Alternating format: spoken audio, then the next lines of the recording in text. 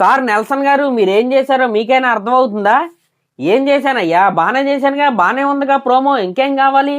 బాగానే ఉంటవేంటి సార్? కొన్ని దశాబ్దాల చరిత్ర ఉన్న తమిళ సినిమాని ఒకే ఫ్రేమ్లో మీరైతే చూపించారో ఆ అదృష్టం ఎంతమందికి వస్తుంది సార్?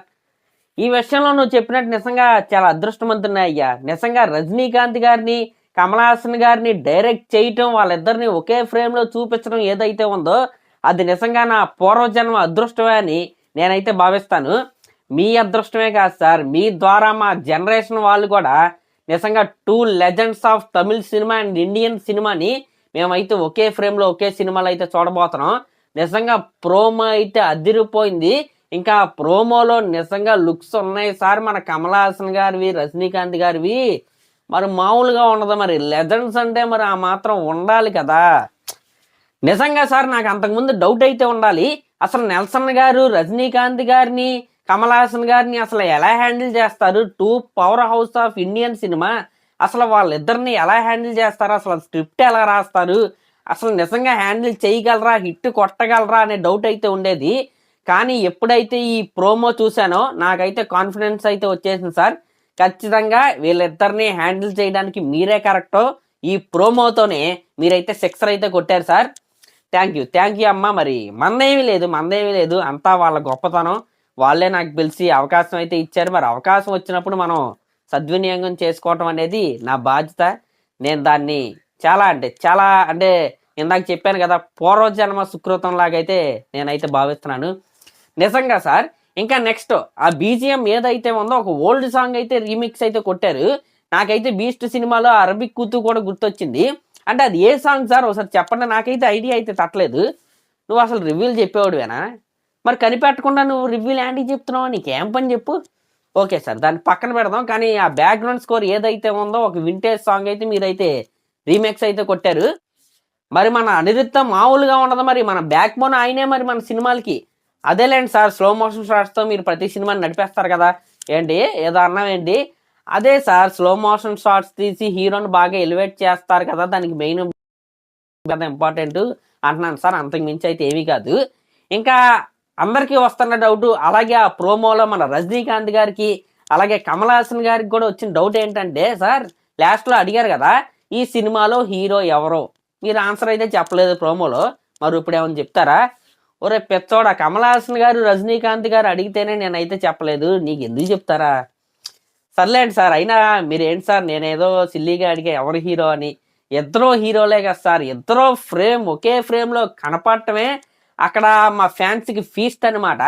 అలాంటిది ఇద్దరిలో హీరో ఎవరు అనే డిబేట్ అనవసరం సార్. నిజంగా ఎక్సలెంట్. అంటే ఇంకా నేను అడగాలనుకున్నది ఏంటంటే, మీరు ఒకే ఫ్రేమ్లో 1000 కోట్లు అయితే కొట్టేశారు తెలుసా మీకు ఆ విషయం?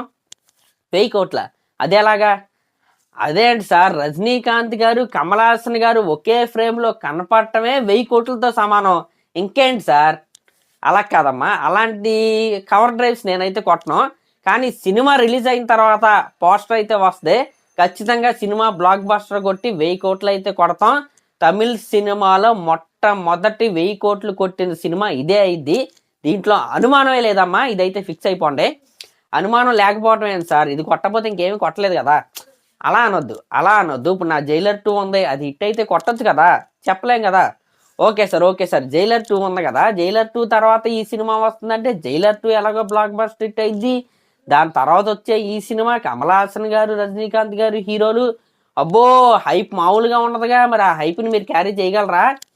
అమ్మా నేను ఒక్కటే ఫాలో అవుతా, నా సినిమాలో హీరోలకి ఎక్స్ప్రెషన్ ఉండదు, కానీ సినిమాలో స్టోరీ అయితే గట్టిగా ఉంటుంది, బ్యాక్గ్రౌండ్ స్కోర్ అయితే గట్టిగా ఉంటుంది, స్లో మోషన్ షాట్స్ అయితే గట్టిగా ఉంటాయి.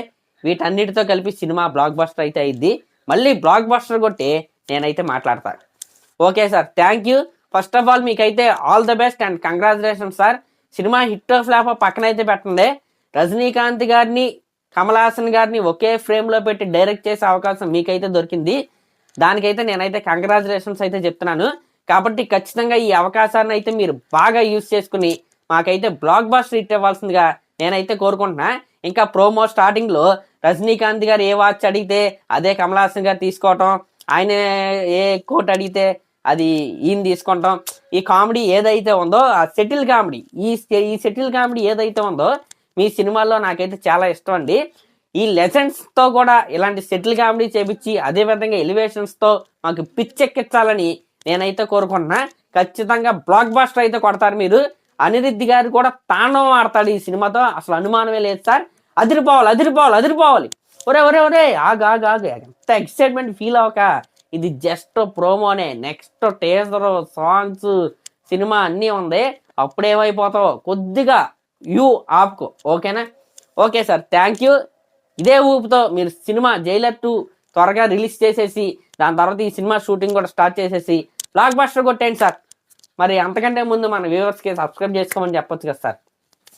సర్లే చెప్తాలే, బ్లాక్ బస్టర్ కొడతా, కంగారు పడక, నువ్వు ఊగిపోక నెమ్మదంగా ఉండు. ఇంకా వస్తాయి, నెక్స్ట్ ఉన్నాయి కూడా. నువ్వైతే ఇలా వీడియోలు అయితే చేయాలి. మరి వ్యూవర్స్, వీడు ఎంత చండాలంగా చెప్పినా ఎలా చెప్పినా సబ్స్క్రైబ్ చేసుకోండి. Thank you.